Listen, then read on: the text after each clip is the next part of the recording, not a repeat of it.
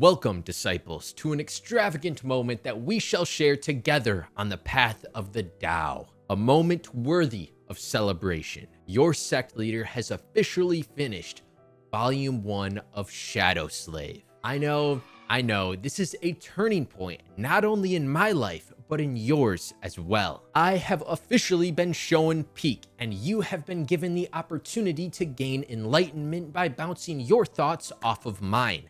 So let's get right into it. Before starting Shadow Slave, I had no idea what to expect. It kind of sounds like a story about someone who is a slave to shadows, or like a person who is a slave to a shadow organization. I don't know, it sounds like something interesting, but not necessarily breathtakingly interesting. But boy was I wrong. Shadow Slave follows our goat Sunless, such a sick name.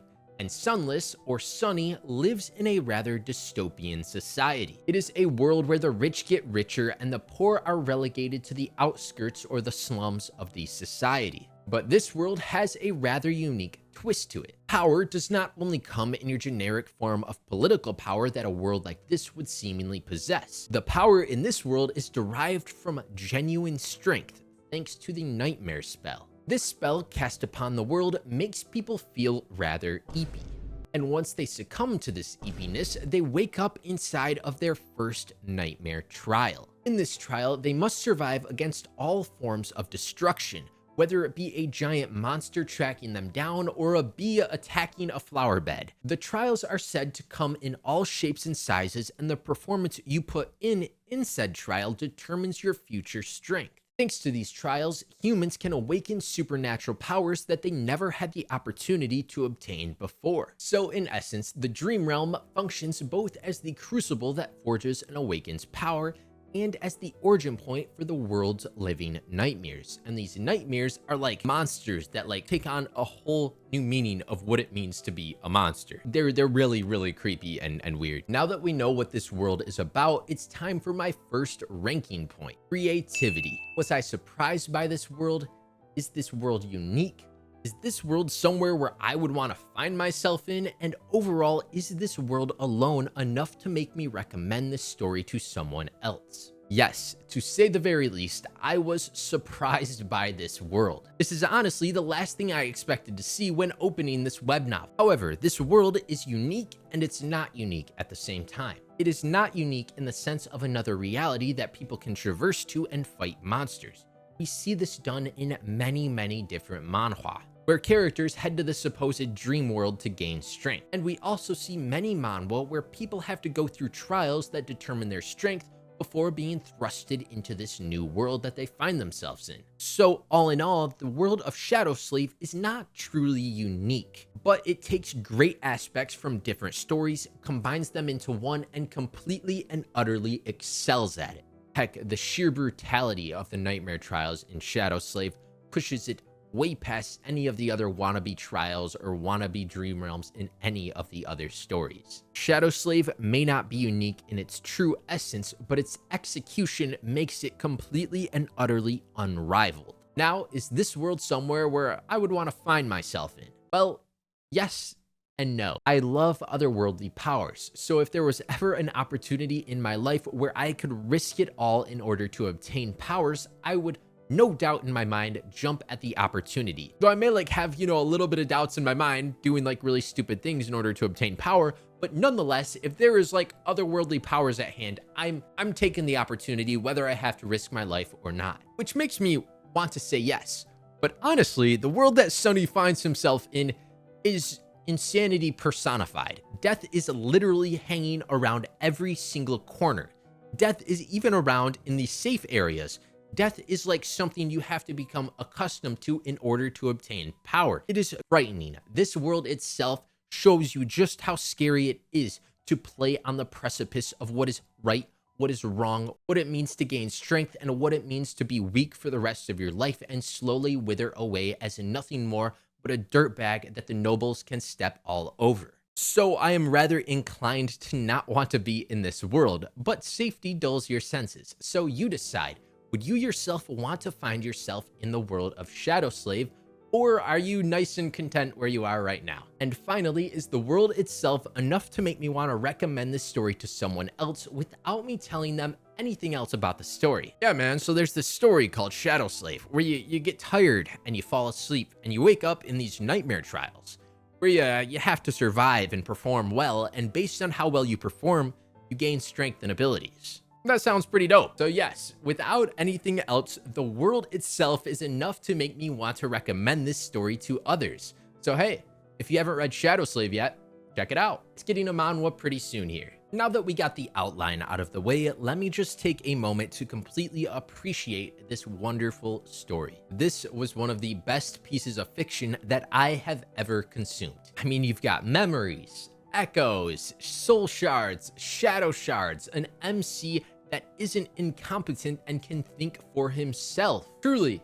a sight to behold. I mean, seeing how you would imagine a genuine person that has lived his life on the edge try to survive in such an accursed world is so peak. Guilty 3, the creator of Shadow Slave, did not lose his way of who Sunny is in the first volume. I can guarantee, I don't know about the future, but the first volume itself is wonderful. Sunny has kept the same personality from beginning to end of the first volume, not regarding character development. So of course, it's not going to be the exact same, but it all stems from one point, so it's branched out in a rather swimmingly manner. He's always understood the thought of a dog-eat-dog world and hasn't randomly adopted a hero's mindset of becoming someone that wants to protect people because that's the right thing to do. I've seen stuff like this happen all the time, and honestly, it just crumbles what could have been a great story. Human greed is one of the scariest things there is.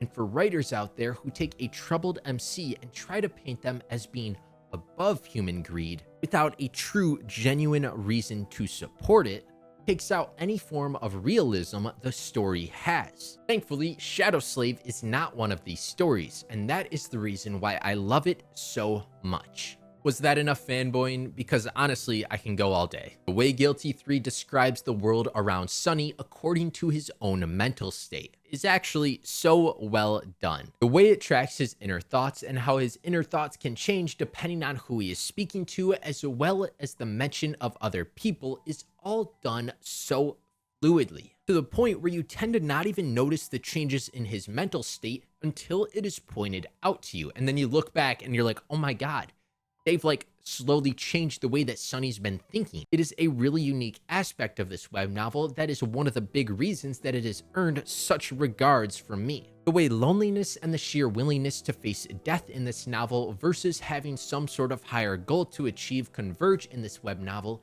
is nothing short of poetic. Truly, I love this story so much. No story is perfect.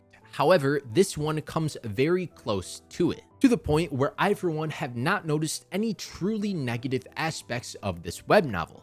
Yet, I dropped it at one point, and this was all because of Sunny's flaw. Spoiler time, Sunny's flaw is that he can't lie, so he always has to be a truther.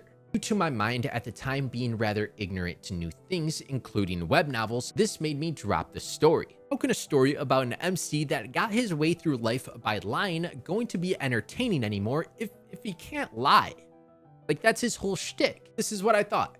Yet, Sunny refuses to be limited by his flaw. He adapts, and though he is screwed over by his flaw more than once, he learns to turn his flaw into a lie itself. The way Sunny articulates a weak narrative around himself to make his truths sound like a weak man's boasting is nothing short of intelligent. So the only real flaw that ate at me when reading this story was completely fixed and done right. Now let's score Shadow Slave and graze over my theories of what's to come. Real quick, in the comments, give me 3 classifications to go by for my future reading endeavors. And in this video, we will do creativity, execution, and engagement. For the creative aspect, for the story itself being derived from things that we see quite often, we will give this story a 8, which is solid. It's overall super creative, but like we went over, the dream realm and trials are all too prevalent in other stories, making it rather common in the grand scheme of things. But the nightmare trials themselves save this story from going any lower. For example, I would give something like Lord of the Mysteries a solid 9 because you never really hear anything about a steampunk world.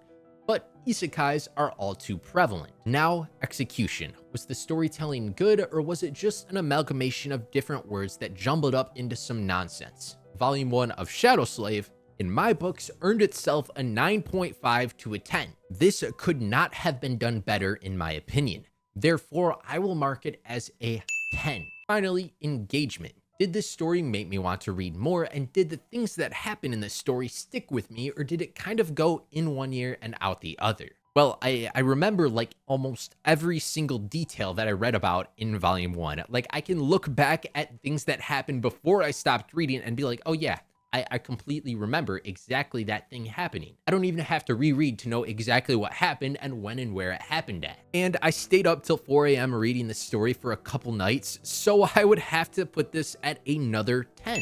Volume 1 of Shadow Slave should go down in history as one of the greatest pieces of fiction that has ever graced our world. And I am pleasantly surprised to see Volume 1 of Shadow Slave come out with an overall average score of a 9.3 out of 10. Beautifully done. Now moving on to my final phase of the video, theory. I want to make this a video in itself, but the civilization of the Nightmare Trials, the world of the Forgotten Shore, what is it all? How did it appear? Why are some of these monsters so human-like? What was life like for this ancient civilization?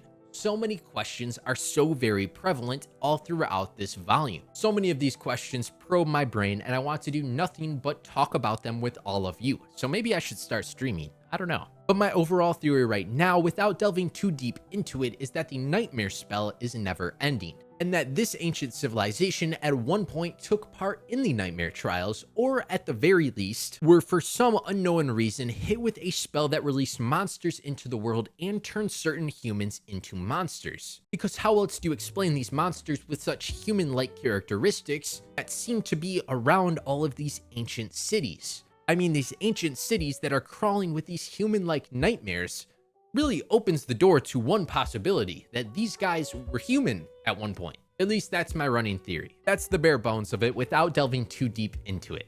Expect a video where I throw my theories out into the abyss that is the internet very soon here. So if you are new here and want to keep up with my reading journey, make sure you join the sect by hitting that subscribe button and turning on post notifications. You can also step foot into our sect by entering through the secret realm that is the Discord. And as always, I hope you all have a wonderful day, night, morning, afternoon, sunrise, sunset, whatever time it is for you. I hope you have a great one because you deserve it.